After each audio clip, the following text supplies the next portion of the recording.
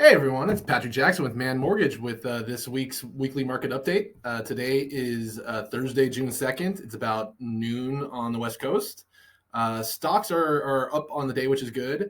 Mortgage bonds are slightly up, which is also good. The last 2 days, however, have been really bad for the mortgage bond market, which has a direct effect on rates. This time last week on Thursday, the according to the National Survey of Lenders, the average conventional 30-year loan rate was right around 5.25%. We had gone down from about 5.35 to 5.25 in a week. Today, it's at 5.47, so almost a quarter of a point increase, and really over just the last 2 days. And what that goes back to something I always tell my borrowers is really, a day or two of negative movement can really wipe out a lot of positive momentum because banks really, weigh negative days more than they weigh the positive days. They want to be a little, avoid some risk, so they tend to be a little more conservative. So that's something to keep in mind. Even though this week was a holiday week, we did get some good housing, not good housing news, but we got some housing information that has effect on everybody. So first thing we got this week was on Tuesday. I'll bring it up real quick here.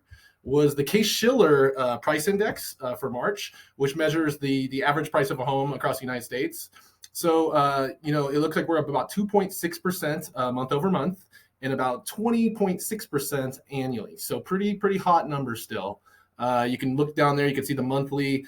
Seattle was the biggest monthly increase at 5.6. Denver at 4.5. San Francisco and the Bay Area at 4.3. And then annually, it looks like Tampa is the biggest increase, 34.8 year over year. Phoenix 32.4 and Miami 32. So it looks like Florida has had quite the increase. So that came out on Tuesday. Like I said, still going strong as far as pricing goes. The other housing pricing thing we got on Tuesday was the FHFA house price index for March. What that measures is similar to the Case-Shiller. It measures the average price of a home across the United States, but only for conforming loan amounts. So basically, it removes all jumbo loans. So basically, it's going to be lesser priced homes. So that one shows about a 1.5% increase month over month and an 18.7% increase year over year.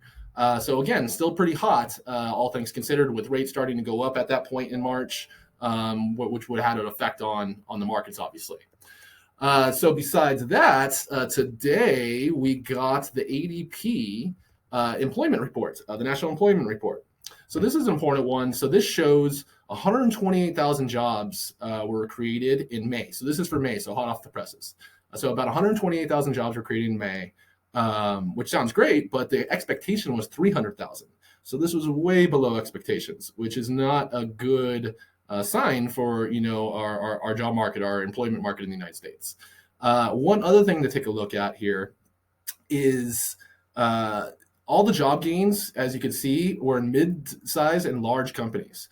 And small-size companies took a negative 91,000 trend down as far as hiring goes after last month in April having a negative 120K downturn.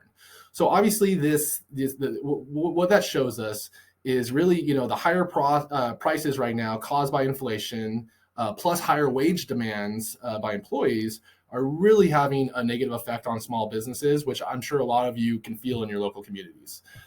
So that is something to keep in mind. Currently, that's not showing in unemployment numbers. Our unemployment numbers are pretty steady over the last couple of weeks. So we're not seeing a spike in layoffs or firings, but right now, basically, small businesses are not hiring people. And we expect to see that start to have an effect and see more layoffs, more firings. And when we do see that start to happen, we're going to start to see that unemployment rate spike, which hasn't yet. And it's almost it's at really, really lows right now. So when that unemployment starts to spike, that really is going to be a strong indicator that we are going into a recession. So one last thing to look at here. Here's some recession indicators. Let me get myself a little bit out of the way. So this is interesting. So basically, these are some odds of things happening. This is over the course of the United States economic history.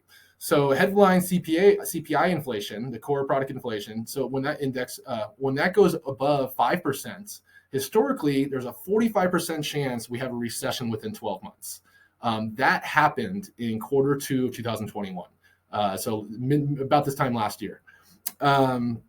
When the unemployment rate goes under 3, or I'm sorry, below 4%, there's a 42% chance of we go into recession within a year. And that happened in Q1 of 2022. So just very recently. When both of those things happen, when the headline CPI goes above 5% and the unemployment rate goes below 4%, which both of those happen in Q1 of 2022, so just very recently, 100% historically, we go into a recession within 12 months. So your crystal ball is as good as mine, but all indicators show that, we're heading towards that recession. All right, let me get myself open back up here. Okay, so besides that, with all that being said, people will still be buying homes, people will still be doing loans. There's, keep in mind that housing is always done well in recessions. The only time housing is not done well in recession was back in 2008, which was caused specifically by housing, where this recession will be caused by lots of things having to do with inflation, global markets, Ukraine, oil, all that kind of stuff. So generally, buying a house is still a good deal. There's still loans to be done as far as taking advantage of the equity you have, things along those lines, renovation loans.